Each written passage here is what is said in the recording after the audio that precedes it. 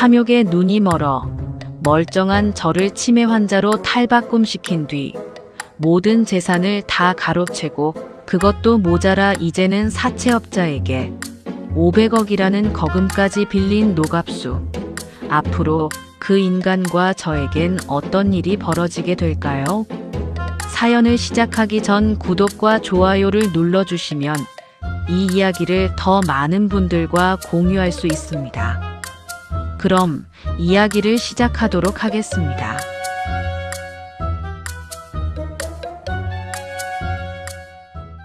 석 달 후, 김 실장에게서 전화가 걸려왔습니다. 돈이 준비되었으니 수령 장소를 알려달라는 거였죠. 갑수는 잠시 숨을 고르고는 미리 생각해둔 장소를 말했습니다. 경기도 외곽에 있는 자신의 집, 지금 제가 살고 있는 이 집을 돈을 받을 장소로 선택한 것이었죠. 아무리 생각해봐도 이만한 장소가 없었을 테니까요.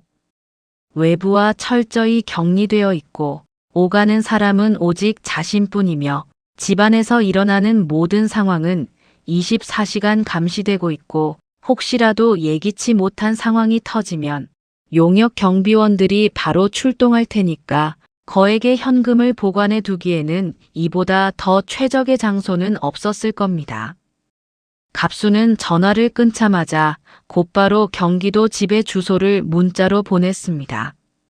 그리고는 자신도 곧장 그곳으로 출발했습니다. 돈을 받으려면 먼저 도착해 있어야 했으니까요.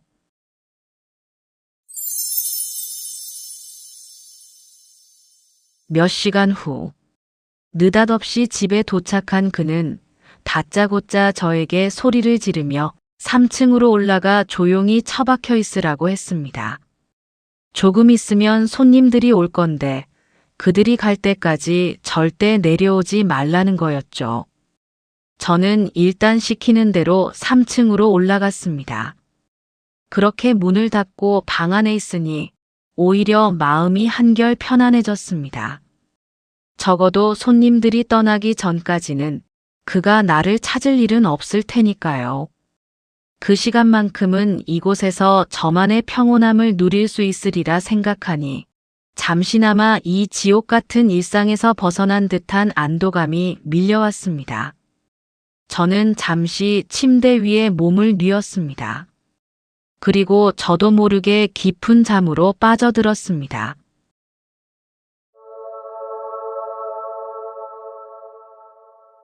얼마나 시간이 흘렀을까? 끼익 하는 육중한 금소금에 화들짝 놀라 잠을 깼습니다. 대문이 열리는 소리였죠. 시간을 확인해 보았더니 2시간 정도가 지나 있었습니다. 침대에서 몸을 일으킨 저는 최대한 인기척이 들리지 않도록 조심스레 창문을 열어 바깥을 살펴보았습니다. 갑수와 운전기사가 대문을 여는 모습이 눈에 들어왔습니다. 평소엔 사람만 드나드는 작은 문만 사용했지만 오늘은 대문 전체를 활짝 열어 젖히고 있었습니다. 잠시 후 까만색 봉고차 한 대가 마당 안으로 천천히 들어왔습니다. 그리고 서너 명의 남자들이 봉고차에서 내렸습니다. 이곳에서 몇 년을 지내왔지만 노갑수 그 인간이 자신 외에 다른 사람을 이 집으로 들이는 것은 처음이었습니다. 그리고 봉고차에서는 사과 박스가 하나씩 나오기 시작했습니다. 외부 사람들을 집 안으로 들여온 것도 이상했지만 수십 박스의 사과를 싣고 온 것은 더더욱 이상하게 느껴졌습니다. 순간 뇌리를 스치는 생각이 있었습니다. 저건 사과가 아니라 돈일지도 모른다는 생각이 들었습니다. 예전에 언젠가 뉴스에서 본 장면이 겹쳐졌습니다.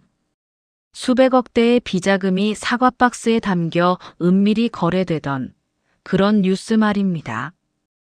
혹시 남편이 남겨준 유산을 저 인간이 죄다 팔아 현금으로 바꾼 뒤 그걸 이 집으로 가져온 건 아닐까 하는 생각이 문득 들었습니다. 잠시 후 갑수는 사내들을 집 안으로 안내했습니다. 1층 현관문이 열리면서 낯선 목소리들이 뒤섞였습니다. 그리고 묵직한 발자국 소리와 무언가를 끌어옮기는 소리가 집안 곳곳을 울려댔습니다. 하지만 이런 소음마저 저에게는 반갑게 들렸습니다. 너무나 오랜 시간을 노갑수 그 인간 외에 다른 사람의 소리는 듣지 못하고 살았으니까 말입니다. 그리고 마음 같아선 지금 당장 1층으로 뛰어내려가 나를 좀 여기서 빼내달라고 소리치고 싶었습니다. 하지만 어차피 저 사람들도 그 인간과 한패일 게 뻔했으니 소용없는 짓이겠죠. 그렇게 한동안 소란이 계속되다가 어느 순간 거짓말처럼 조용해졌습니다. 그리고 잠시 후 대문이 다시 활짝 열리며 봉고차가 천천히 밖으로 빠져나갔습니다. 그 모습을 보고 있자니 지금이라도 뛰어나가 봉고차 지붕 위에라도 올라타고 싶었습니다. 오랜 시간 억눌려져 있었던 탈출의 욕망이 다시금 꿈틀거리는 제 자신을 느낄 수 있었습니다. 집안은 다시 고요함 속으로 빠져들었습니다. 마치 조금 전의 소란이 환상이었던 것처럼 말이죠. 잠시 후 그 인간이 저를 불러냈습니다. 문을 열고 내려가자 그는 어질러진 거실을 깨끗이 청소하라며 명령하듯 툭 내뱉었습니다. 저는 아무 말 없이 고개만 끄덕이고 청소를 시작했습니다. 현관 쪽으로 나가던 그가 갑자기 뒤돌아서서 저에게로 다가왔습니다. 참, 그런데 너 왜 감시 카메라는 만지고 지랄이야? 그 순간 심장이 쿵 하고 떨어지는 것 같았습니다. 손끝에서는 식은땀이 주르륵 흘러내렸습니다. 아, 들켰구나. 이제 모든 게 끝이구나. 모든 것을 체념하려던 순간 그의 입에서 의외의 말이 튀어나왔습니다. 야, 청소를 하더라도 감시 카메라에는 손대지 마.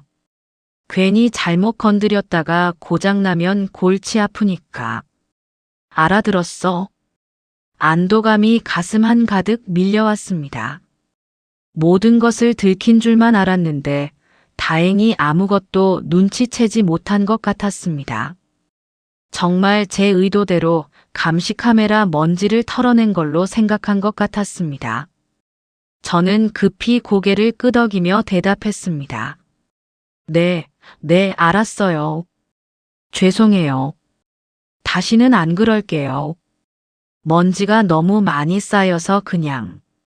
그 인간의 짜증스러운 대답이 돌아왔습니다. 또 주저리 말 많아지네. 그냥 짧게 대답해. 사람 짜증나게 하지 말고. 그는 툴툴거리며 밖으로 나가버렸습니다.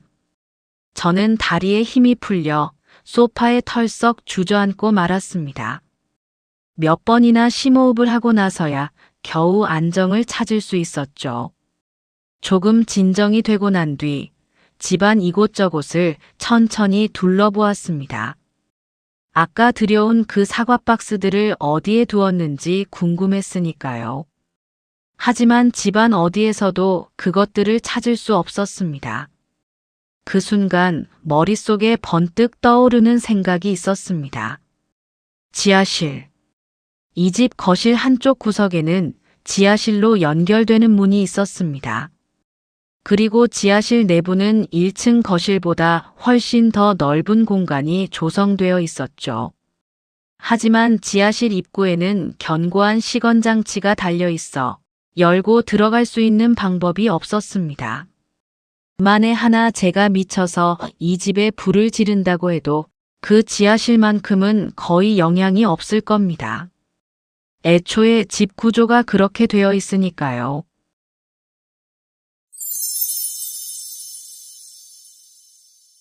몇 시간 후, 김 실장은 어느 한옥 저택으로 들어서고 있었습니다. 전통 기와 지붕이 층층이 겹쳐 있는 넓은 대문, 멋스럽게 가꾸어진 소나무들, 그리고 바람이 스칠 때마다 낮게 울리는 풍경 소리. 외관은 고풍스럽기 그지없었지만 정작 그 속에는 어울리지 않는 것들이 숨어 있었습니다. 곳곳에 설치된 감시 카메라, 그리고 마루 끝과 회랑의 기둥마다 배치된 건장한 남자들은 이곳이 단순한 한옥 저택이 아니라는 것을 암시해주고 있었습니다. 김 실장은 마당을 가로질러 안채로 향했습니다. 잠시 후 그가 걸음을 멈추더니 조심스럽게 입을 열었습니다. 사장님, 김 실장입니다. 들어가도 되겠습니까? 잠시의 정적 끝에 방 안에서 낮고 묵직한 목소리가 흘러나왔습니다. 들어오세요. 김 실장은 조심스럽게 문을 열고 안으로 들어갔습니다. 안으로 들어서자 시야 정면에 한 사내가 눈에 들어왔습니다. 개량 한복 차림의 그는 보료 위에 단정히 앉아 있었고 앞에는 반듯한 전통 좌식 탁자가 놓여 있었습니다. 방 안의 공기는 정갈했지만 묘한 긴장감이 감돌고 있었습니다. 김 실장은 자연스럽게 시선을 아래로 떨구며 사내와 일정 거리를 두고 조심스럽게 자리를 잡았습니다. 그 앞에 사내는 무표정한 얼굴로 김 실장을 바라보고 있었습니다. 30대 초반으로 보이는 젊은 사내. 김 실장보다 훨씬 앳돼 보였지만 이미 그는 방 전체의 공기를 장악하고 있었습니다. 김 실장은 숨을 고른 뒤 천천히 입을 열었습니다. 예상하신 대로 역시 그곳이었습니다. 그가 말한 그곳은 노갑수의 경기도 집을 뜻했습니다.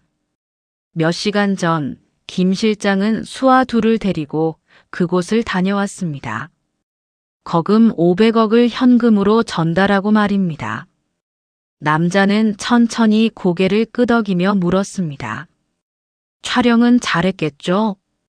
남자의 물음에 김 실장은 조용히 품속으로 손을 넣었습니다.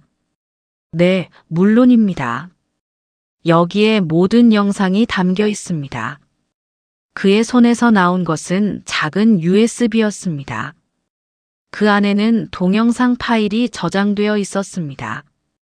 김 실장은 노갑수의 저택으로 향하기 전 특수 제작된 안경을 착용했습니다. 겉으로 보기엔 평범한 안경이었지만 그 속엔 초소형 카메라가 숨겨져 있었죠. 김 실장의 설명이 이어졌습니다. 외곽과 정원, 1층 거실, 화장실, 그리고 지하실이 촬영되어 있습니다. 하지만 사장님께서 말씀하신 그분은 뵙지 못했습니다. 그 말이 끝나자 남자의 표정이 미세하게 굳어졌습니다. 김 실장은 잠시 숨을 고르듯 말을 멈췄다가 조심스럽게 다시 말을 이었습니다. 다만 집안 곳곳에 여자가 생활하고 있는 흔적은 분명했습니다. 아마 잠시 우리의 시선을 피해 다른 공간에 머물고 있었을 것으로 생각됩니다. 아, 그리고 거실에는 유선 전화기 한 대가 놓여 있었습니다. 유선 전화기라는 말에 남자가 눈빛을 반짝이며 김 실장을 쳐다보았습니다. 김 실장은 조심스럽게 말을 이었습니다. 제 생각에 발신은 불가능하고 수신만 가능한 전화기인 듯 합니다. 발신이 가능했다면 그렇게 그 집에 갇혀 있을 리가 없으니까요. 순간 남자의 표정이 묘하게 변했습니다. 그리고는 잠시 후 천천히 김 실장을 향해 말을 꺼냈습니다. 그 집 주소로 연결된 전화번호 알아봐 주세요. 가능한 한 빨리. 네, 알겠습니다. 최대한 서둘러 알아보겠습니다. 그리고 김 실장은 묵묵히 고개를 숙여 인사한 후 조용히 자리에서 일어섰습니다.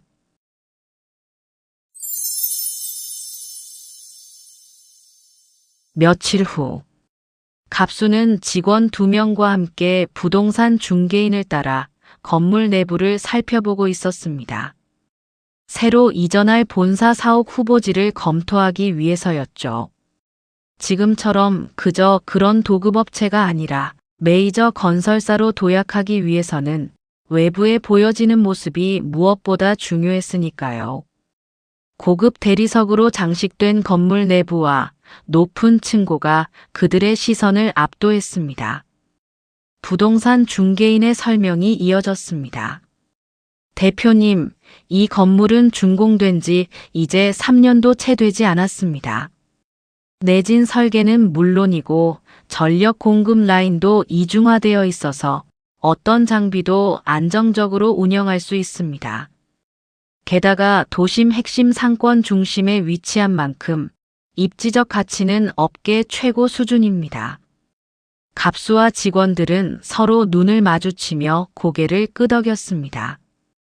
천장부터 바닥까지 통유리로 마감된 회의실, 넓게 트인 오픈 오피스 구역, 그리고 VIP 접견실로 쓰면 딱 좋은 프라이빗 라운지까지 지금까지 그들이 사용해온 사무실과는 비교조차 되지 않았으니까요.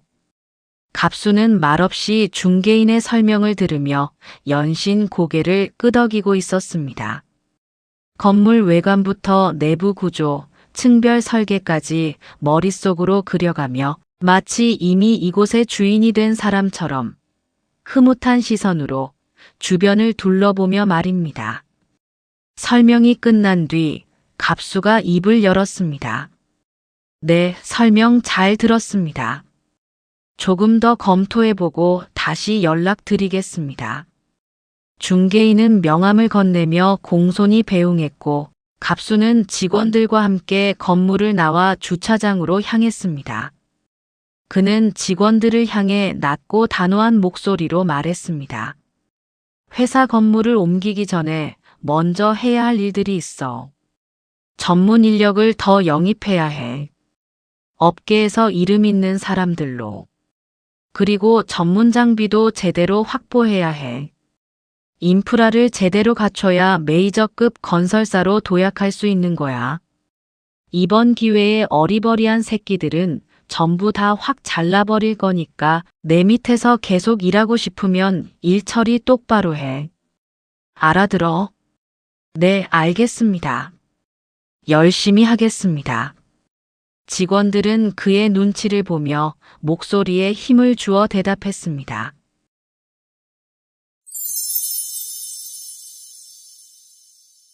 몇 달 후, 갑수의 회사는 눈에 띄게 달라져 있었습니다. 신사옥은 아직 완벽히 정돈된 상태는 아니었지만 새로 영입한 임원들의 명패가 방방마다 붙어 있었고 전문 장비와 인프라가 서서히 구축되어 가며 회사의 체격이 하루가 다르게 불어나고 있었습니다. 그리고 그 사이 대형 입찰에 참여할 수 있는 기회를 잡게 되었습니다. 회의실마다 팽팽한 긴장과 열기가 감돌았고 누구도 피곤하다는 말을 입 밖으로 내뱉지 못하고 있었습니다. 입찰만 따낸다면 업계 상위권으로 도약할 수 있었으니까요. 이번에 갑수의 회사가 참여할 입찰은 서울 동남권에서 진행 중인 주거상업복합단지 신축 프로젝트였습니다. 총 7개 동, 지상 29층 규모의 아파트와 오피스 빌딩, 그리고 대형 상업시설을 한 번에 개발하는 초대형 국책 사업. 모든 건설사들이 이번 프로젝트를 탐내고 있었고 현장 설명회장에는 굴지의 대기업부터 중견기업, 외국계 업체까지 이름 있는 곳들은 죄다 모였었죠. 하지만 갑수는 확신하고 있었습니다.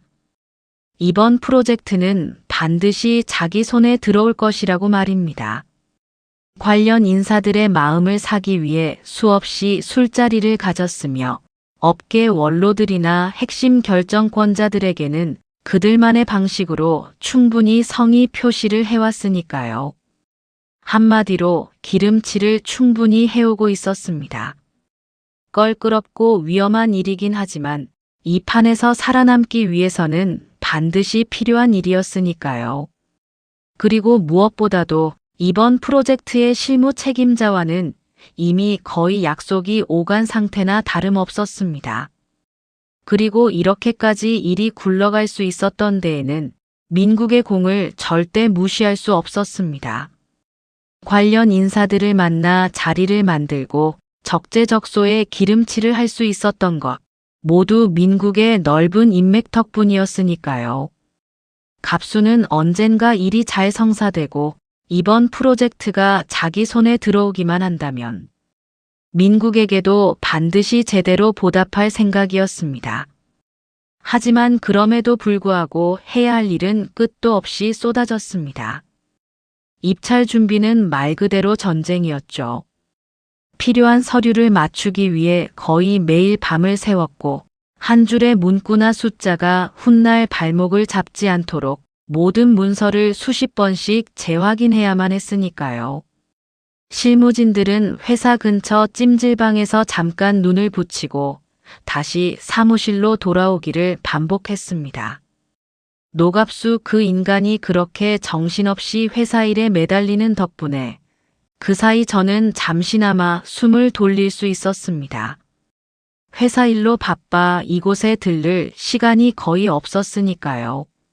물론 어쩌다 한 번씩 오긴 했지만 그저 지하실에 보관해둔 돈만 얼른 챙겨갔을 뿐 다른 걸 신경 쓸 겨를이 없었습니다. 그러던 어느 날 거실 전화기가 울렸습니다. 그 인간이 또 전화를 걸어 잔소리를 해대려니 생각하고 평소처럼 담담한 목소리로 수화기를 들었습니다. 그런데 전화기 너머에서 들려온 목소리는 노갑수 그 인간의 목소리가 아니라 처음 들어보는 낯선 남자의 목소리였습니다. 여보세요. 혹시 김미정님 되십니까? 순간 가슴이 움찔해졌습니다. 이 전화기는 노갑수 그 인간과 저만의 직통 전화였기 때문에 다른 사람이 이 번호를 알고 있을 리가 없었기 때문이었죠. 여기서 5년 가까이 살아오는 동안 노갑수 그 인간 외에는 이 전화로 통화를 한 사람은 단 한 사람도 없었으니까요. 저는 떨리는 가슴을 부여잡고 조심스럽게 물었습니다. 누구시죠? 하지만 그는 자신의 신분을 밝히지 않았습니다. 그 대신 낮고 차분한 톤으로 되물었습니다. 지금 주변에 누가 있습니까? 전화 받아도 되는 상황입니까? 뇌가 잠시 멈춘 듯 아무 말도 할 수 없었습니다. 도대체 이 남자가 누구인지 그리고 어떻게 대응을 해야 할지 도무지 감이 잡히지 않았으니까요. 그렇게 침묵이 흐르자 전화기 너머에서 다시 목소리가 들려왔습니다. 제가 누구냐 하면 드론을 보낸 사람입니다. 지금 통화 가능하십니까? 순간 심장이 쿵 하고 내려앉았습니다. 드론을 보낸 사람이 저에게 전화를 걸었다니. 지금 이게 무슨 상황인지 정신을 차릴 수 없었습니다. 하지만 드론을 보낸 사람이라는 그의 말에 간신히 용기를 내어 대답을 했습니다. 최소한 나를 해하려는 사람은 아니라는 뜻이니까요. 네, 괜찮습니다. 말씀하세요. 괜찮다는 내 말에 남자의 목소리가 다시 들려왔습니다. 김미정님, 지금 힘드신 거 잘 알고 있습니다. 하지만 조금만 참으십시오. 노갑수 그 인간은 곧 끝납니다. 말투는 침착했지만 확신이 서려 있었습니다. 그리고 김미정님의 희생 덕분에 그 인간의 폭행 장면은 잘 녹화할 수 있었습니다. 그 말을 듣는 순간 머릿속이 한꺼번에 뒤엉켰습니다. 누군가 다른 사람이 저의 이 처참한 상황을 알고 있다는 사실만으로도 어둠 속에서 비치는 한 줄기 빛과 같은 희망을 느낄 수 있었습니다.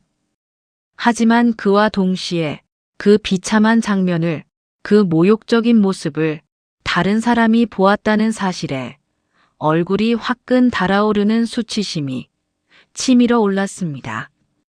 여보세. 제가 뭔가 말을 하려는 순간 전화는 뚝 하고 끊겨버렸습니다. 그 순간 주변의 모든 공간이 갑자기 적막강산이 되어버린 것 같았습니다. 저는 한동안 수화기를 귀에 댄 채 멍하니 굳어 있었습니다. 이 사람이 누군지, 왜 나를 도우려는 건지 수많은 질문들이 머릿속에서 울려댔지만 그 어떤 것도 잡히지 않았습니다.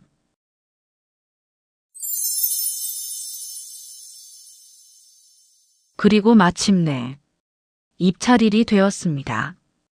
갑수와 담당 직원들은 새벽부터 회사 로비에 모여 있었습니다. 모두 정장을 갖춰 입고 있었지만 얼굴에는 밤샘의 흔적이 선명하게 남아 있었습니다. 직원들은 모두 긴장하고 있었고 누구도 가볍게 말을 꺼내지 않고 있었죠. 하지만 그들과는 달리 갑수는 여유로운 표정을 짓고 있었습니다. 왜냐고요? 그는 이미 약속을 받아놓았으니까요. 실무 책임자가 술자리에서 귓속말로 흘린 그 한 문장. 이번 프로젝트는 무조건 노 대표님 쪽으로 갑니다. 그 말이 모든 긴장을 무력화시키고 있었던 것이죠. 잠시 뒤 입찰 발표장인 컨벤션홀에는 이미 많은 사람들이 빼곡히 자리를 잡고 있었습니다. 대기업 로고가 부착된 노트북과 전속 수행팀, 통역사, 홍보 인력까지. 갑수와 직원들은 잠시 숨을 고르고 자리를 잡았습니다. 드디어 발표가 시작됐습니다. 갑수는 사회자의 입에서 대응건설이라는 이름이 나오기만을 기다리고 있었습니다. 사회자는 주변을 쭉 훑어본 뒤 입찰 결과가 적힌 서류를 봉투에서 꺼내 또박또박 읽기 시작했습니다. 이번 사업의 우선 협상 대상자는 대한건설로 결정되었습니다. 주변이 술렁거렸습니다. 어떤 이들은 환호를 질렀고 또 다른 이들은 들고 있던 서류를 집어 던지기도 했습니다. 발표는 이미 끝났지만 갑수는 멍한 표정으로 먼 곳을 쳐다보며 중얼거리고 있었습니다. 대응건설이 아니라 대한건설이라고. 그런 와중에도 컨벤션홀은 여전히 사람들의 웅성임으로 가득했습니다. 축하 악수를 나누는 사람들, 회사 로고 앞에서 기념사진을 찍는 사람들, 전화기를 붙잡고 바쁘게 보고하는 사람들. 그들 사이에서 갑수는 한동안 멍하니 굳은 채로 앉아 있었습니다. 자기 회사 이름이 호명되지 않은 현실을 도무지 받아들일 수가 없었으니까요. 그러다 갑수는 갑자기 자리에서 벌떡 일어났습니다. 그리고는 목이 터져라 소리를 질러대기 시작했습니다. 이건 아니야. 이거 엉터리야. 내가 여기 쏟아부은 돈이 얼만데. 주변 사람들이 일제히 그를 쳐다보았습니다. 갑수는 이미 이성을 잃은 상태였습니다. 테이블을 밀쳐 쓰러뜨리고 집기들을 바닥에 내던졌습니다. 행사 직원들이 달려와 그를 막아섰지만 갑수는 팔을 거칠게 휘두르며 소리쳤습니다. 책임자 나와. 지금 당장 나와서 설명해.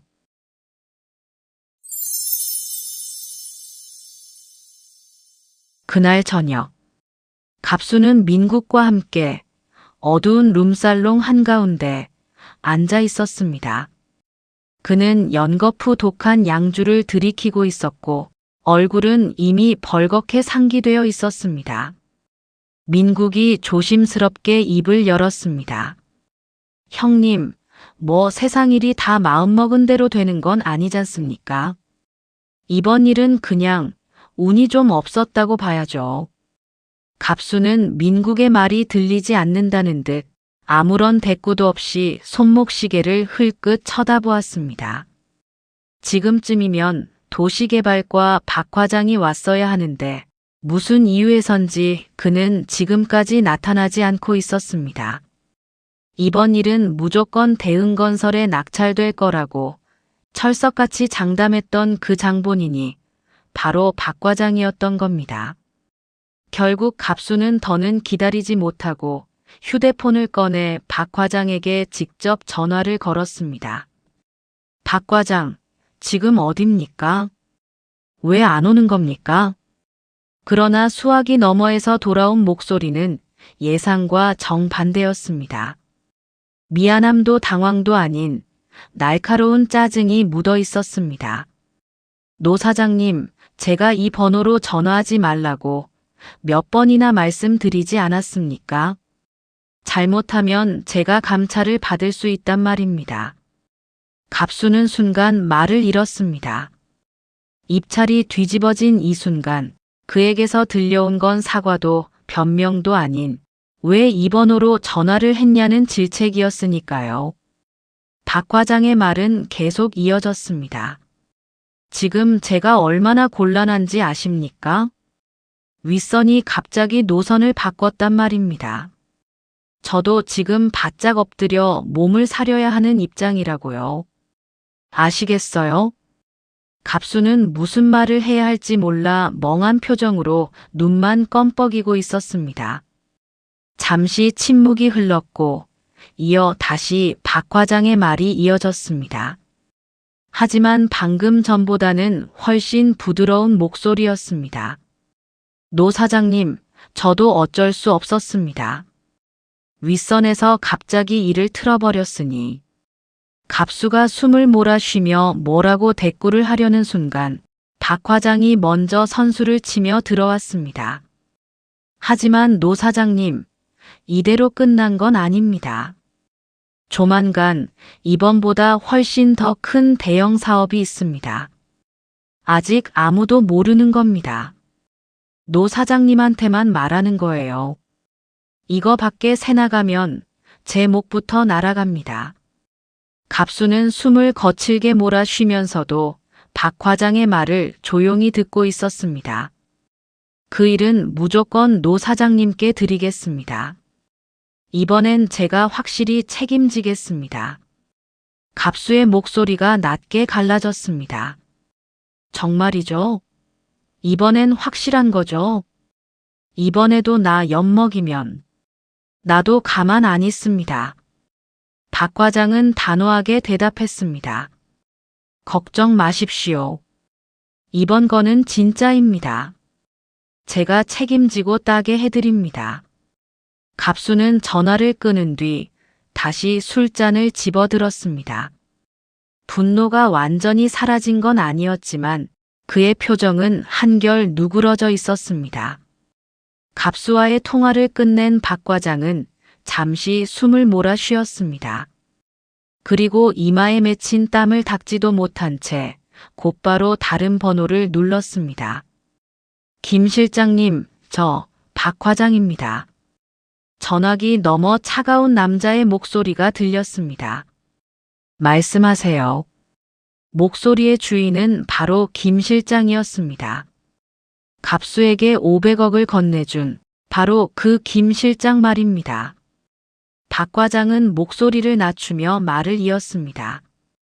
김 실장님이 지시하신 대로 하긴 했습니다만 이러다가 제가 너무 위험해질 것 같습니다. 죄송하지만 저는 이번 건에서 발을 빼고 싶습니다.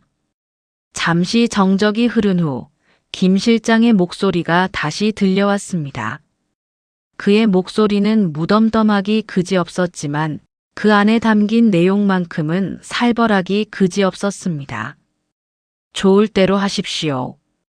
대신 뒷일은 책임지지 못합니다. 박 과장이 긴장된 목소리로 물었습니다. 뒷일이라니요? 무슨 말씀이신지. 김 실장의 톤이 미묘하게 낮아졌습니다. 당신 아들에게 사업 자금으로 빌려준 80억 말입니다.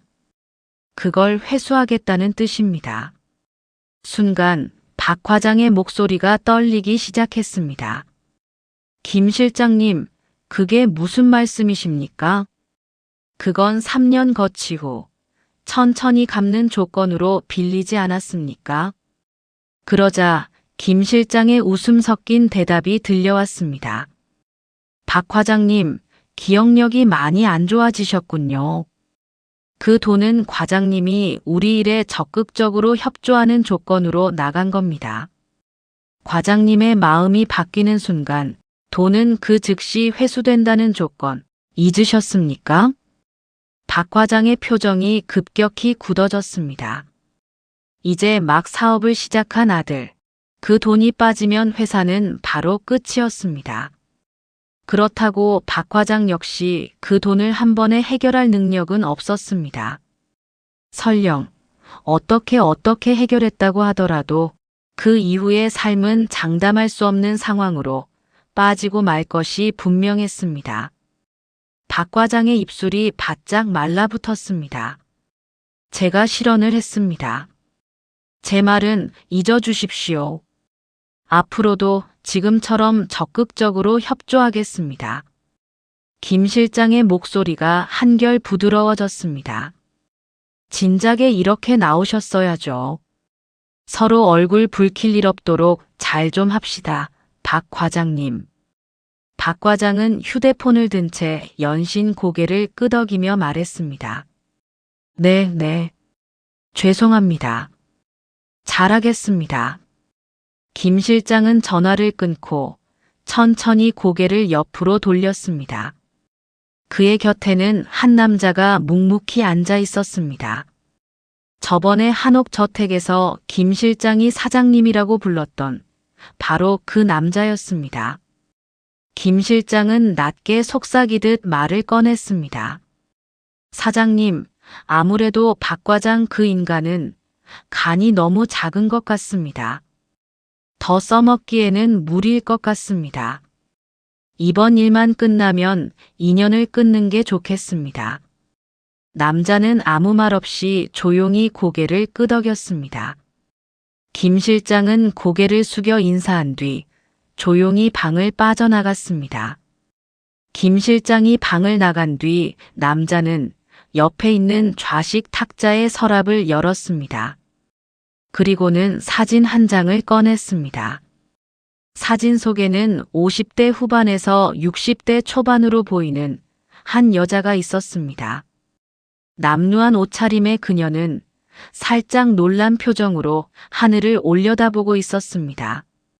남자는 사진을 아주 오래 바라보았습니다. 그리고는 혼잣말을 중얼거렸습니다. 어머니, 조금만 참으세요. 금방 끝날 겁니다. 말을 마치는 순간 남자의 눈가에서 조용히 눈물이 떨어졌습니다.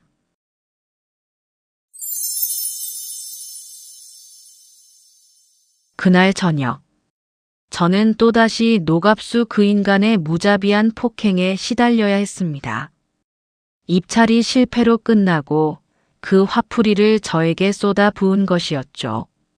술에 잔뜩 취한 채 집으로 온 그는 다짜고짜 저에게 욕설을 퍼붓기 시작했습니다. 저 때문에 되는 일이 하나도 없다며 말입니다. 그리고는 또다시 손찌검이 시작되었습니다. 손찌검은 발길질로 이어졌고 그리고 마지막에는 거실에 놓아둔 골프채를 들고 저를 두들겨 패기 시작했습니다.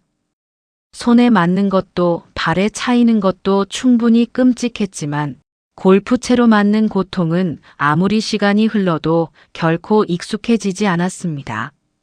살이 찢기고 뼈에 울림이 퍼지는 그 감각은 아무리 세월이 흘러도 절대 둔해질 수 없는 고통이었으니까요.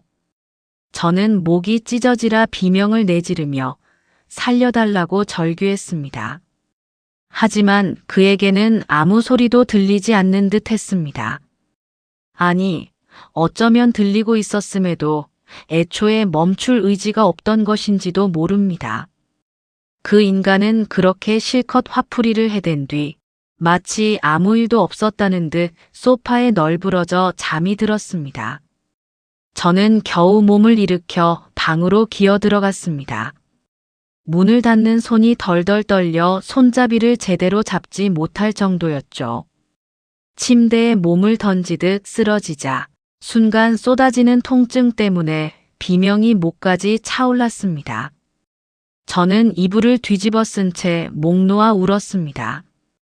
도대체 왜 이렇게 살아야 하는지, 제가 뭘 그렇게 잘못했는지 아무나 붙잡고 따져 묻고 싶었습니다. 그 순간 문득 남편의 얼굴이 떠올랐습니다. 먼저 세상을 떠난 그 사람. 저는 울며 소리쳤습니다. 당신은 나 없이 잘 지내고 있어요? 거긴 편해요? 나는 이렇게 망가져가고 있는데. 그리움과 원망이 뒤섞여 목이 메었습니다.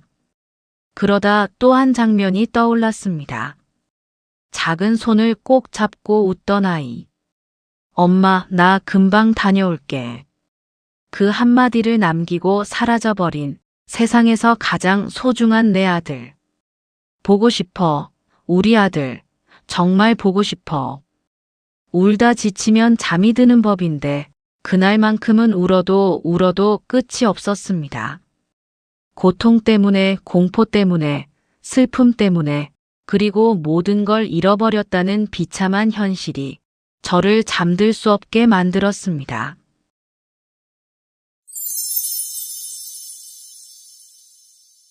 다음 날 아침, 저는 거의 잠을 이루지 못한 채로 억지로 몸을 일으켜야 했습니다. 그 인간이 먹을 아침을 차려야 했으니까요. 온몸이 부서질 듯한 통증이 느껴졌지만 어금니를 깨물며 참아냈습니다. 거실 소파에서는 코 고는 소리가 들려왔습니다. 지난밤 저를 죽일 듯이 때린 그 인간은 세상 편한 표정으로 퍼질러 자고 있었습니다. 얼마나 시간이 지났을까? 실컷 잠을 자고 일어난 그 인간은 제가 끓여놓은 해장국을 2그릇이나 퍼먹었습니다. 저를 폭행한 인간을 위해서 해장국을 끓여 바쳐야 하는 제 신세가 그 어떤 고통보다도 더 치욕스럽게 느껴졌습니다. 그렇게 개걸스럽게 해장국을 비워낸 그는 지하실에서 사과 박스 몇 개를 들고 올라왔습니다. 그리고는 그 박스들을 하나씩 차 트렁크에 실어 넣더니 뒤도 돌아보지 않고 그대로 떠나버렸습니다. 제 기억이 맞는다면 이제 지하실의 사과 박스도 얼마 남지 않았을 겁니다. 저는 그날 하루 종일 아무것도 하지 못한 채 드러누워 있었습니다. 청소는 고사하고 밥 한 끼 챙겨 먹을 힘도 남아있지 않았으니까요. 온몸이 욱신거리고 조금만 움직여도 숨이 막혀 결국 물 한 모금도 삼키지 못한 채로 시간을 흘려보냈습니다.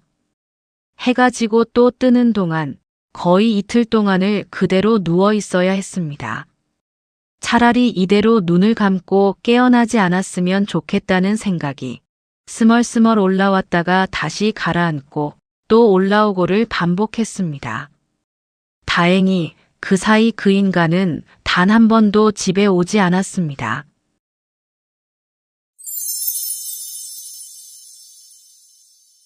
사흘째 아침이었습니다. 저는 겨우 몸과 마음을 추스르고 밖으로 나갔습니다. 오늘따라 햇살이 유난히 따사로워서 정원에 서서 햇빛을 한번 쐬고 싶었거든요. 따뜻한 햇살이 얼굴에 닿는 순간 꽁꽁 얼어붙어 있던 몸과 마음이 스르르 풀리는 듯 했습니다. 그때였습니다. 익숙한 소리가 귓가를 스쳤습니다. 윙. 반사적으로 고개를 들어 하늘을 쳐다보았습니다. 드론이었습니다. 마치 오래전 헤어진 친구를 만난 듯 저도 모르게 반가움의 탄성을 내질렀습니다.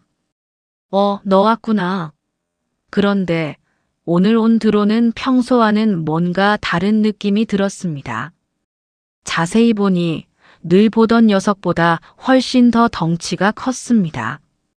그리고 오늘도 평소처럼 상자 하나가 매달려 있었는데 상자 크기도 훨씬 더 컸습니다. 드론은 하늘에서 둥글게 선회하더니 오늘도 어김없이 감시 카메라의 사각지대인 창고 쪽으로 방향을 틀었습니다. 저는 본능적으로 그 뒤를 따라갔습니다. 창고 근처에 도착하자 드론이 고도를 낮추며 제 앞에서 천천히 멈췄습니다. 저는 평소처럼 드론에 매달린 상자를 빼냈습니다. 상자는 꽤 크고 묵직했습니다. 조심스럽게 상자를 열어보니 거기엔 따끈한 죽이 들어 있었습니다. 그것도 2그릇이나요. 저는 며칠간 제대로 식사를 못한 상황이었기에 허겁지겁 죽부터 먹기 시작했습니다. 그렇게 정신없이 먹다 보니 어느새 그 많은 죽을 마파람에 개눈 감추듯 먹어 치워버렸습니다. 그제서야 몸에 힘이 좀 생기는 것 같았습니다. 그리고 몸에 힘이 돌고 나니 다른 것들이 눈에 들어오기 시작했습니다. 상자 안에는 편지와 함께 다른 것들도 몇 가지 들어 있었습니다. 편지의 내용은 이랬습니다. 김미정님, 여기 죽과 함께 환약을 동봉합니다. 멍든 곳에 특효라고 합니다. 죽을 드신 후 바로 씹어 드시고 흔적을 남기지 마세요. 마음 같아선 노갑수 그 인간을 박살 내버리고 미정님을 지금 당장 병원으로 모셔가고 싶습니다. 하지만 그렇게 감정만 앞세우다가는 지금까지 해온 일을 그르칠 수밖에 없을 것 같아 울분을 삼키며 참을 수밖에 없는 제 심정을 이해해 주시기 바랍니다. 그리고 상자 속에는 작은 사진첩이 들어있을 겁니다. 그 사진첩을 보시면 제가 누군지 곧 알게 되실 겁니다. 저는 일단 환약을 먼저 꺼내 입속으로 넣었습니다. 온몸이 욱신거리는 이 통증에서 조금이라도 벗어나고 싶었으니까요. 우왕청심한 크기 정도의 알약이었는데 맛과 향은 그것과는 사뭇 달랐습니다. 그렇게 약을 챙겨 먹은 후 함께 들어있는 사진첩을 꺼내보았습니다. 손바닥 크기 정도의 작은 사진첩이었어요. 무심히 첫 장을 넘기던 순간 저의 입에선 신음소리가 새어나왔습니다. 그리고 하마터면 그 자리에 주저앉을 뻔했습니다. 사진 속에는 20여 년 전에 사라져버린 제 아들이 환하게 웃고 있었습니다. 장소도 낯설고 옷차림도 초라했지만 틀림없는 제 아들 강태훈이었습니다. 물론 사진 속 아이는 10살이 조금 넘어 보이긴 했지만 제 아들 태훈이 분명했습니다. 그리고 사진첩을 한 장 한 장 넘길 때마다 마치 시간이 흘러가듯 태훈의 성장 과정이 순서대로 담겨 있었습니다. 어디에서 어떻게 살았는지 알 수는 없었지만 모든 사진 속의 아들은 한결같이 건강하고 밝아 보였습니다. 그 미소와 눈빛에는 억지로 꾸며낸 흔적이 단 한 점도 없었습니다. 누군가의 강요나 사진 촬영을 위한 연출이 아니라 정말 행복한 삶을 살아가는 사람만이 지을 수 있는 표정이었으니까요. 그리고 마지막 사진에는 깔끔한 정장을 차려입은 멋있는 어른으로 자란 태훈이 거기 있었습니다. 저는 지금껏 살아오는 동안 한순간도 우리 아들이 죽었다고 생각한 적이 없었습니다. 분명 어딘가에 살아있을 것이라고 믿고 살아왔습니다. 하지만 어딘가에 살아있다고 해도 힘겹고 초라한 삶을 살아가고 있을 것이라고 생각했습니다. 하지만 사진 속 태훈이는 너무나 멋지고 건강한 어른으로 성장해 있었습니다. 저는 사진첩을 부여잡은 채 한동안 숨조차 제대로 쉬지 못했습니다. 심장이 조여드는 듯했고 몸이 스스로를 지탱하지 못해 흔들렸습니다.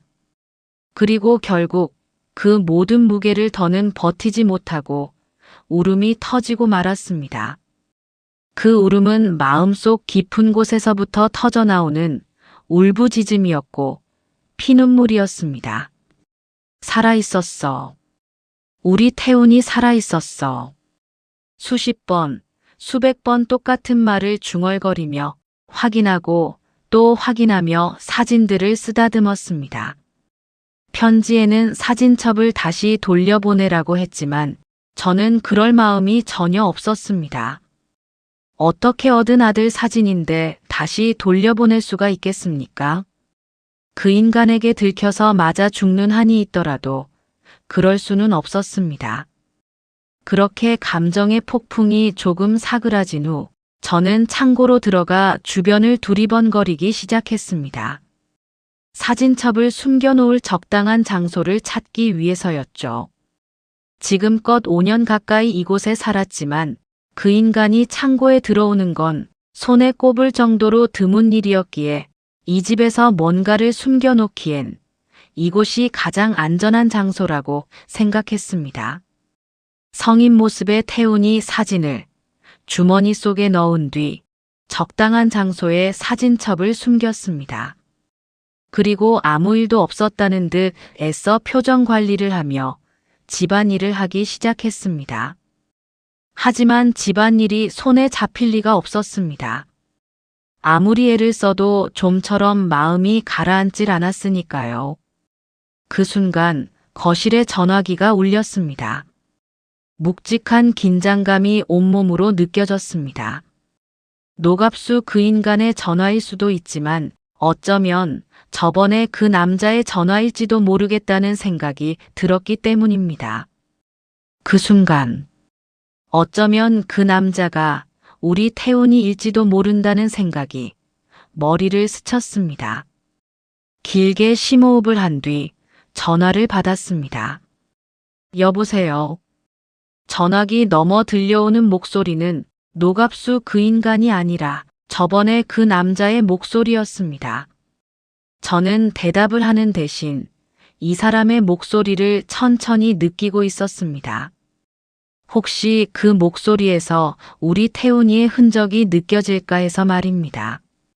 제가 대답을 하지 않자 저쪽에서 다시 한번 저를 불렀습니다. 여보세요. 들리십니까? 그리고 그 순간 전화기 너머의 목소리에서 20여 년 전에 잃어버린 우리 태훈이의 흔적이 스치듯 느껴졌습니다. 말끝을 눌러 삼키는 버릇과 특유의 호흡, 잊었다고 믿어온 기억들이 한꺼번에 되살아났습니다. 뭐라고 설명할 순 없지만 엄마만이 느낄 수 있는 그 확실한 감각이 가슴 깊은 곳에서 또렷하게 살아났습니다. 저는 용기를 내어 조심스럽게 물었습니다. 너 태훈이 맞지? 우리 아들 태훈이 맞지? 그에게선 아무런 대답이 없었습니다. 하지만 저는 분명히 느낄 수 있었습니다. 전화기 너머 들려오는 미세한 흐느낌을. 저는 떨리는 손으로 수화기를 꽉 쥐었습니다. 태훈아, 울지만 말고 말을 해봐. 너 태훈이 맞지? 잠시 후 흐느끼는 목소리로 그가 대답했습니다. 네, 맞아요. 저 태훈이에요. 엄마 아들 태훈이 맞아요. 20여 년 전 아버지랑 캠핑 가는 길에 사라져버린 그 태훈이에요. 그 말이 끝나는 순간 우리 둘은 거의 동시에 울음을 터뜨리고 말았습니다. 말을 잇지 못한 울음이 서로를 향해 쏟아졌습니다. 저는 무릎이 풀려 바닥에 주저앉은 채 수화기를 가슴에 끌어안았고 수화기 너머에서는 손으로 입을 막아 울음을 삼키는 소리가 그대로 전해졌습니다. 어머니, 죄송해요. 그동안 아버지도 어머니도 모든 기억을 잃어버린 채 살았어요. 살을 애는 듯한 떨림이 파도처럼 밀려왔습니다. 저는 흐느낌 사이로 겨우 말을 짜냈습니다. 아니야, 아니야. 태훈이 내 잘못이 아니야. 모든 것이 엄마가 부족해서 그런 거야. 이름을 부르는 순간 또다시 울음이 터졌고 서로의 호흡과 울음이 전화선을 타고 엉겨 붙었습니다. 말도 설명도 사과도 필요 없었습니다. 울음 그 자체가 확인이었고 울음 그 자체가 재회였습니다. 한참을 울어 서로의 목소리조차 들리지 않을 정도였지만 시간이 조금 흐르자 흐느낌이 조금씩 잦아들었습니다. 여전히 코끝이 막힌 숨소리가 남아 있었지만 울음의 파도는 서서히 잔잔해졌습니다. 저는 눈물을 닦고 깊게 숨을 들이켰습니다. 그리고 조심스레 입을 열었습니다. 태훈아, 지금 어디 있는 거야? 한참 울던 태우는 숨을 고르며 대답했습니다. 저는 좋은 곳에서 잘 지내고 있으니까 걱정하지 마세요.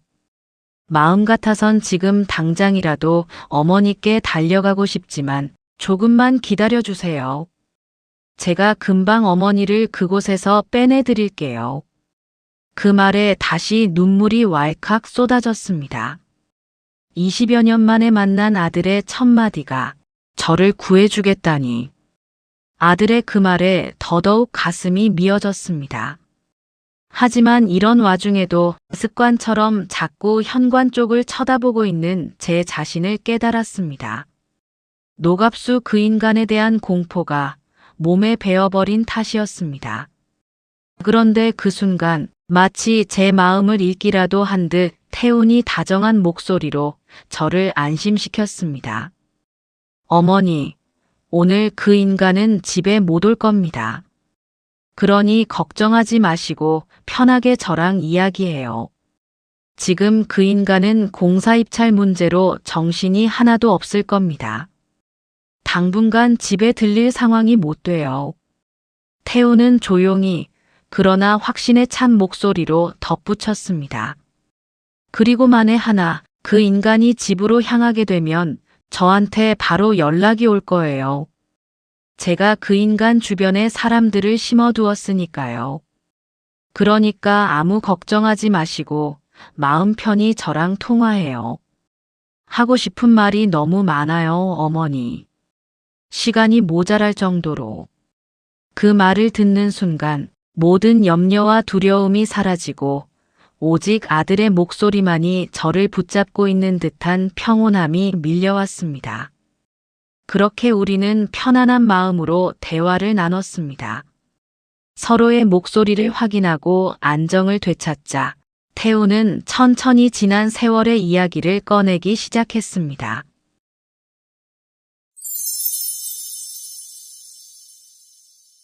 20여 년 전 그날, 남편과 태훈이 타고 있던 차는 중앙선을 넘어 돌진해온 차량과 정면으로 충돌했습니다. 그 충격으로 태훈은 차 유리창을 깨고 밖으로 튕겨나갔고 도로 옆에 낭떠러지 아래로 떨어지고 말았습니다. 하지만 다행히 나뭇가지에 부딪히며 추락 속도가 느려진 덕분에 목숨만은 건질 수 있었습니다. 얼마나 시간이 흘렀을까? 때마침 그 근처를 지나던 한 노인이 있었습니다. 세상과의 연을 끊고 산속에서 약초를 캐며 살아가던 신만이었습니다. 노인은 급히 아이의 맥을 짚고 몸 구석구석을 살펴보았습니다. 다행히 맥은 뛰고 있었고 뼈도 부러진 곳이 없었습니다.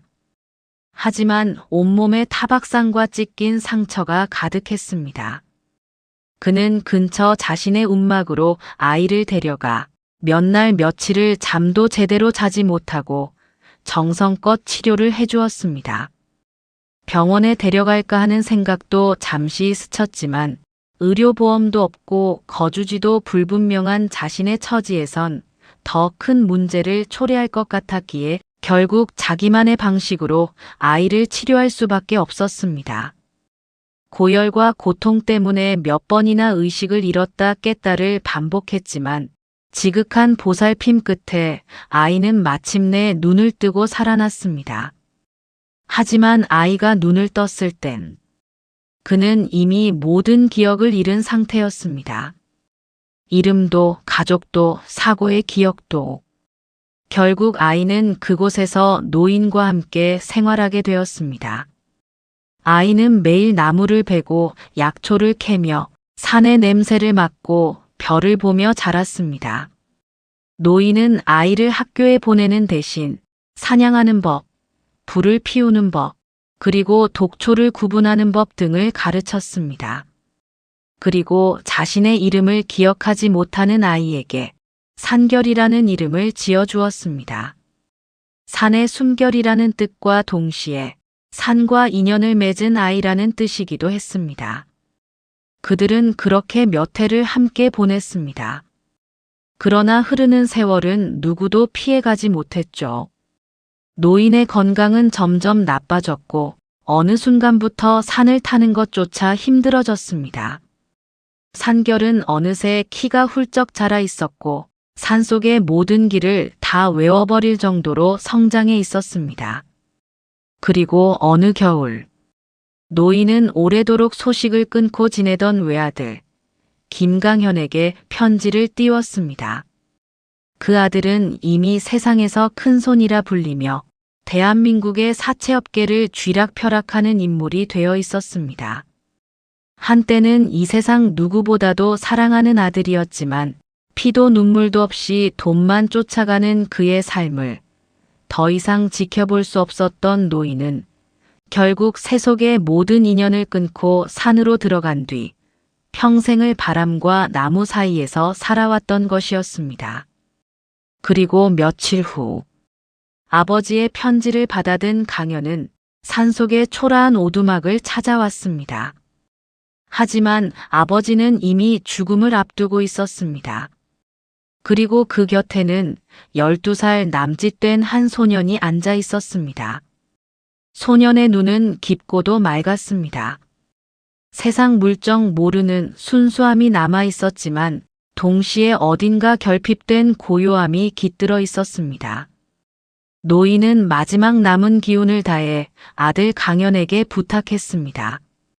아이를 데려가서 잘 키워달라고.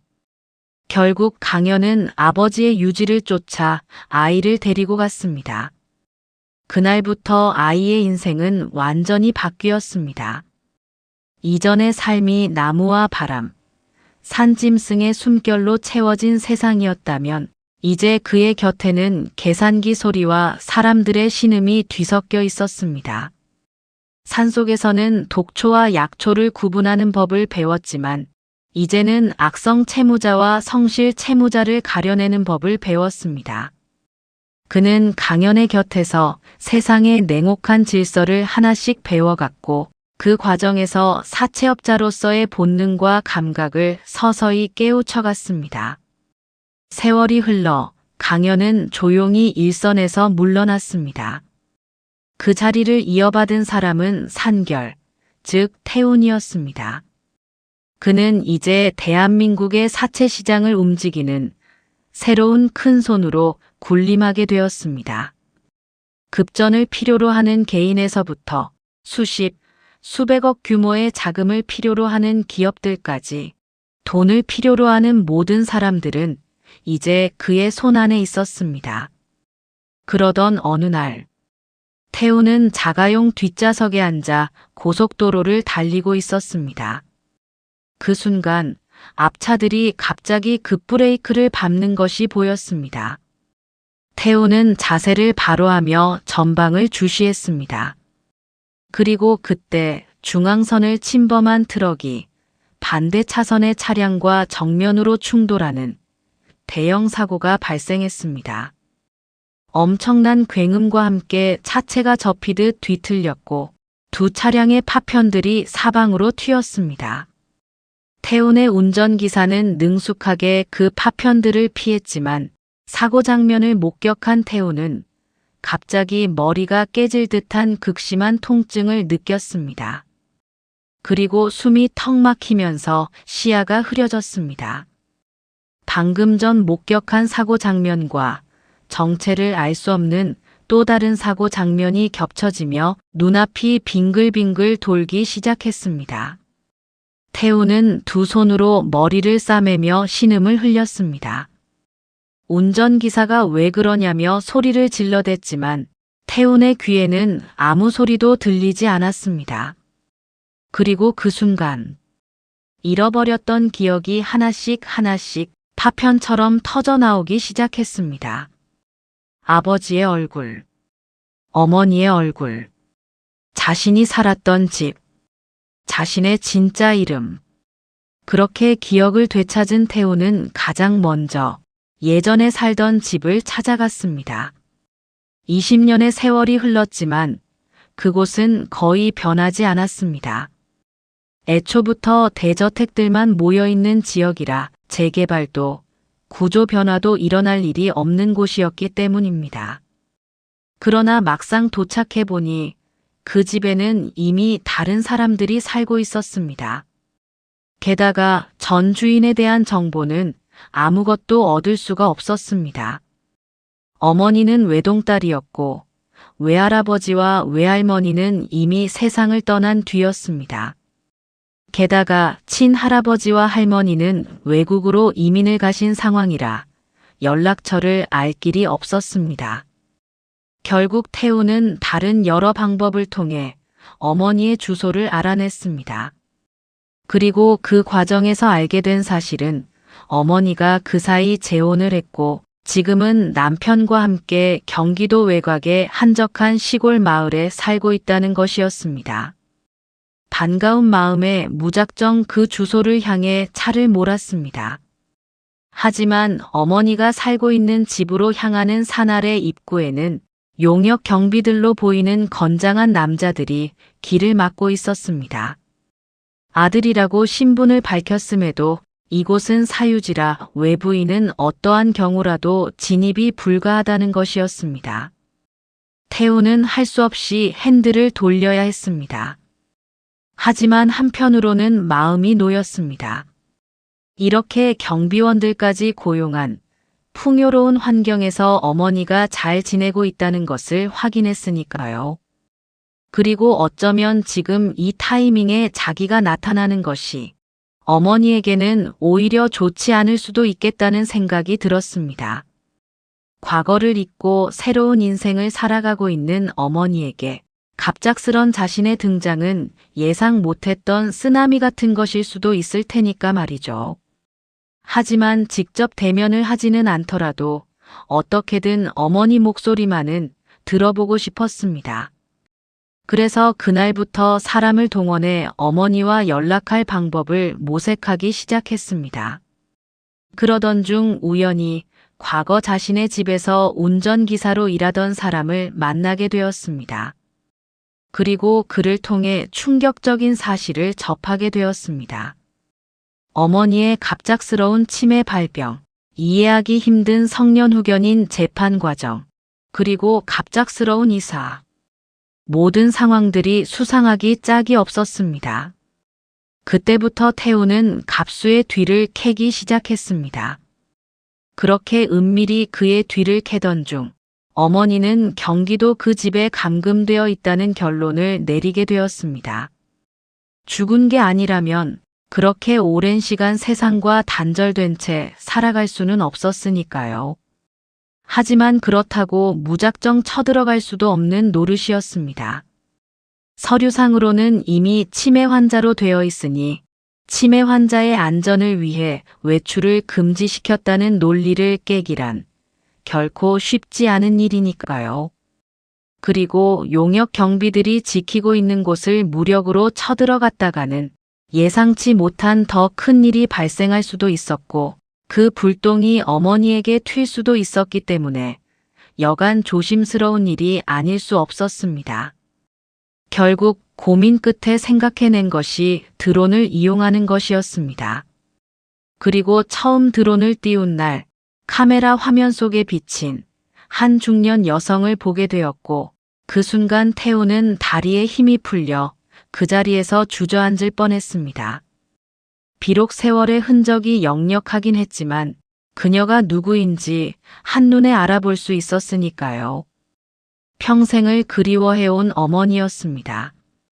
그때부터 태우는 노갑수를 응징하고 어머니를 그곳에서 빼내기 위한 철저하고 빈틈없는 전략을 추진하게 되었습니다. 갑수에게 민국을 접근시켜 그를 부추긴 것도 그리고 김 실장을 통해 돈을 빌리게 한 것도 박 과장을 이용해 그가 입찰에 실패하게 한 것도 모두 태운의 머릿속에서 나온 아이디어였습니다. 사실 민국과 김 실장 모두 태운의 충성스러운 수하들이었습니다. 그리고 어렵사리 실내 감시 카메라를 장악한 뒤 태운은 매일매일 울분과 고통의 시간을 보내야만 했습니다. 자신이 예상했던 것보다 훨씬 더 힘든 삶을 살아가고 있는 어머니의 모습을 매일 화면을 통해 마주해야 했기 때문이었죠. 특히 그 인간에게 폭행당하는 어머니의 모습을 볼 때면 온몸에 피가 거꾸로 솟는 듯한 분노를 사귀며 견뎌야 했습니다. 당장이라도 뛰어들어가 노갑수 그 인간을 박살내버리고 싶은 분노가 치밀었지만 이를 그르치고 싶지 않아 어금니를 깨물며 참고 또 참고 버텨왔던 것입니다.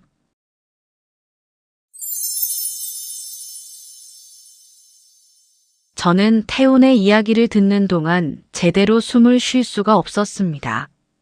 말을 끊을 수도 울음을 터뜨릴 수도 없었습니다. 아이가 사고로 유리창을 뚫고 날아갔다는 이야기, 낭떠러지에서 피투성이로 누워 있었다는 이야기, 외로운 산속에서 기억도 없이 살아왔다는 이야기, 그 모든 이야기들을 입술을 깨물며 듣고 있었습니다. 모든 이야기를 다 들었을 때 비로소 참아왔던 것이 한꺼번에 무너졌습니다. 태훈아, 이 한마디를 내뱉는데 20년이라는 시간이 목에 걸려 있었습니다. 숨이 토막 나듯 울음이 삐져나왔습니다. 엄마가 미안해. 엄마가 널 못 찾았어. 너는 그렇게 살아있었는데 엄마가 끝까지 널 찾았어야 했는데. 하지만 태우는 오히려 저를 달래주었습니다. 그건 어머니 잘못이 아니에요. 그건 그저 우리의 운명이었을 뿐이에요. 어머니, 이제부터는 우리 미래만 생각하기로 해요. 마음 같아선 지금 당장이라도 달려가고 싶지만 조금만 기다려주세요. 조금만 참고 계시면 모든 게 끝날 거예요. 저는 목소리에 힘을 주어 대답했습니다. 그래, 태훈아. 엄마 반드시 버텨낼게. 얼마든지 기다릴 수 있어. 너를 다시 만나볼 수만 있다면 이깟 고생쯤은 얼마든지 견뎌낼 수 있어.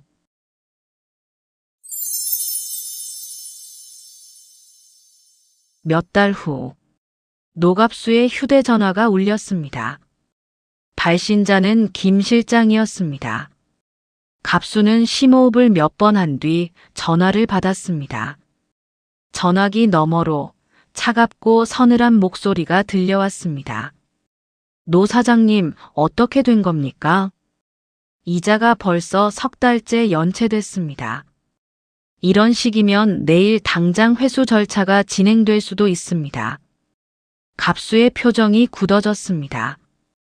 공사 입찰, 장비 확충, 사무실 확장, 인력 확보, 회사 규모를 단기간에 폭발적으로 키우는데 모든 자금을 쏟아부은 대가였습니다. 사실 그 사이 갑수는 미정의 재산까지도 거의 다 팔아치운 상태였습니다. 이제는 더 이상 버틸 여력이 없었습니다. 김 실장님, 제발 며칠만 더 시간을 주십시오. 갑수의 목소리는 떨리고 있었지만 그런 중에도 뭔지 모를 자신감이 묻어 있었습니다. 내일이 입찰 발표입니다. 이번 건은 100% 확실합니다. 이번 일만 따내면 모든 게 해결됩니다. 잠시 후 김 실장의 대답이 들려왔습니다. 좋습니다. 며칠만 더 말미를 드리죠. 전화를 끊은 갑수는 의자에 몸을 기대며 크게 숨을 내쉬었습니다. 그리고 그는 가슴을 쓸어내리며 혼잣말을 중얼거렸습니다. 내일이면 모든 게 끝난다. 이제 나는 위로 올라갈 일만 남았어.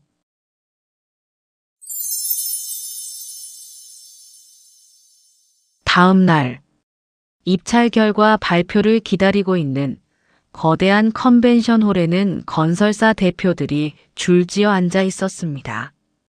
하지만 그들 중 그 누구도 편히 앉아 있는 사람은 없었습니다. 넥타이를 고쳐 매고 다리를 떨고 휴대전화를 만지작거리고 누군가는 물 한 모금을 삼키는 것조차 힘들어 보였습니다. 눈빛만으로도 서로의 불안과 계산이 맞부딪혔습니다. 하지만 그 가운데 노갑수만은 달랐습니다.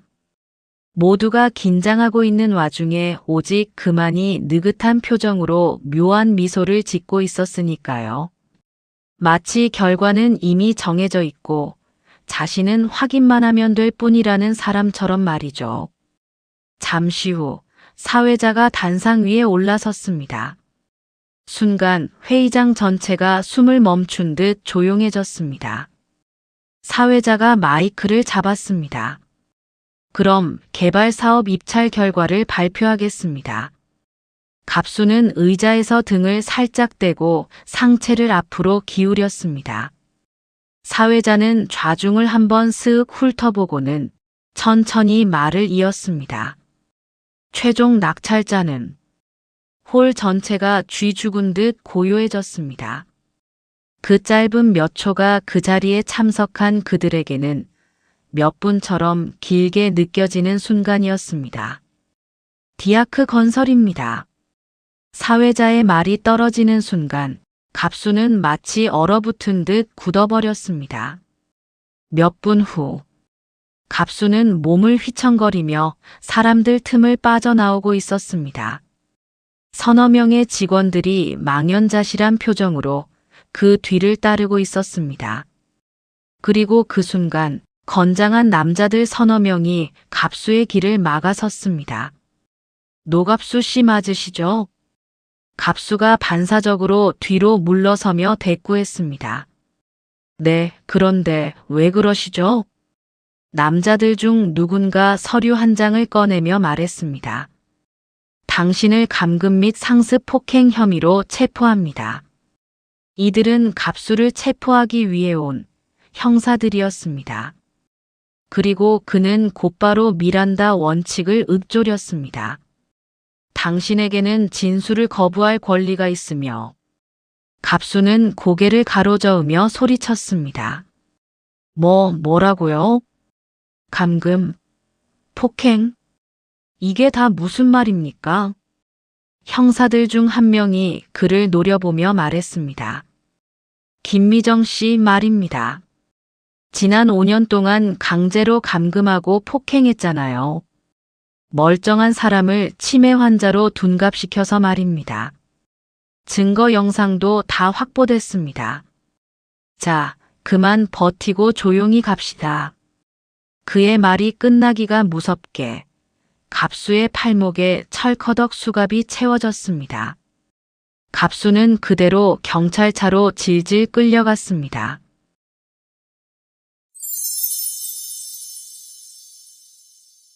몇 주 후, 구치소 면회실에는 유리 칸막이 너머로 남자 둘이 앉아 있었습니다. 한 명은 김 실장, 그리고 그 옆에는 김민국이었습니다. 면회장으로 들어온 갑수는 민국을 보자마자 소리를 질렀습니다. 민국아, 나 좀 살려줘라.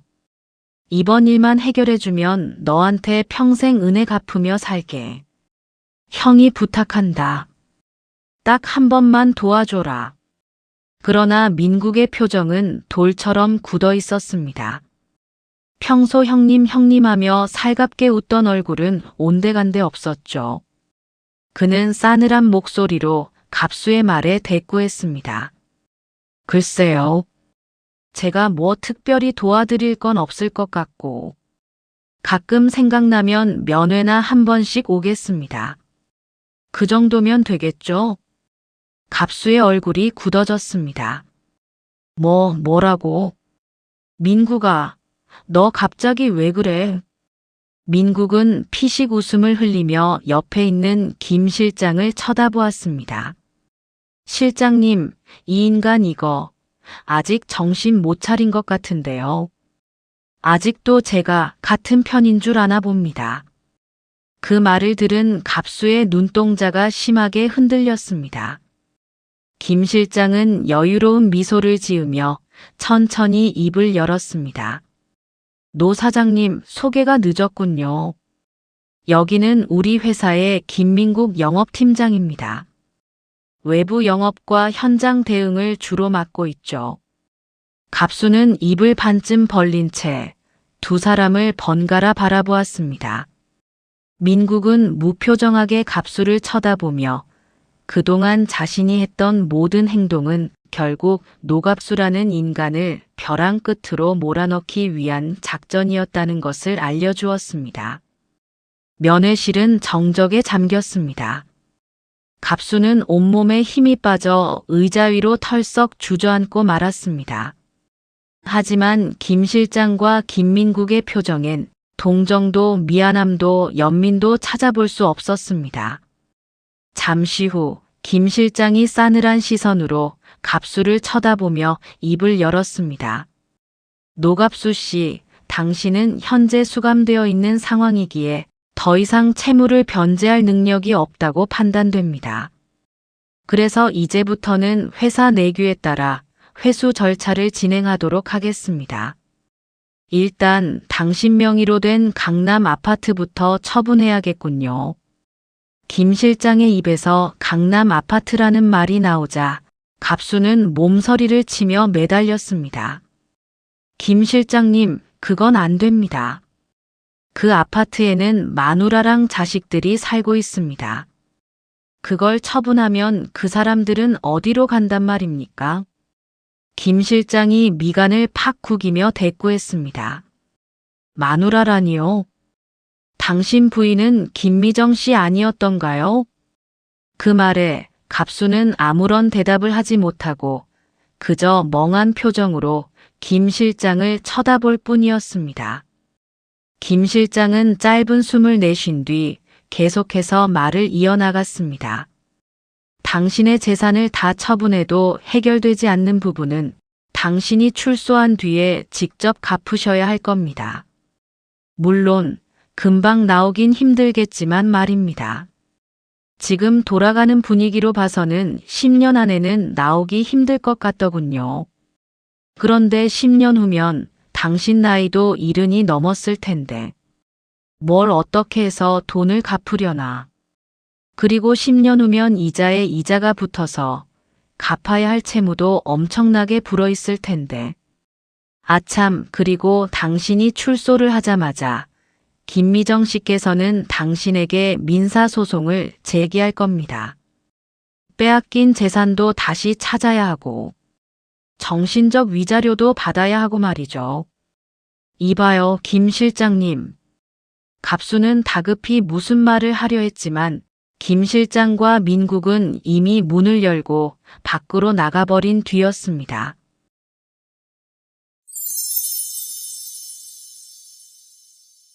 몇 달 후, 저는 태운의 차를 타고 어딘가를 향해 달리고 있었습니다.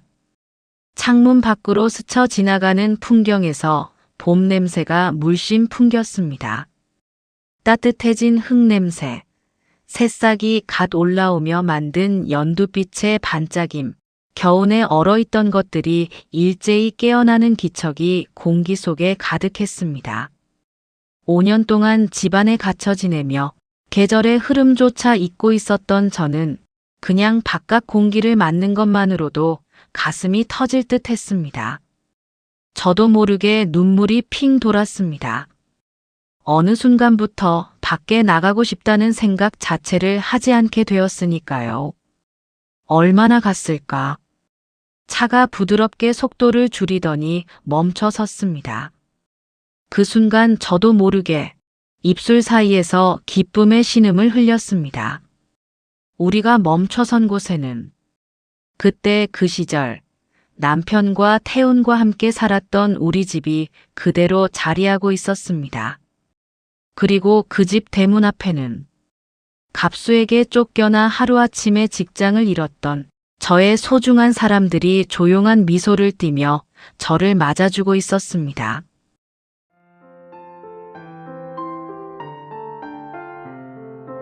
끝까지 이야기를 들어주셔서 진심으로 감사드립니다.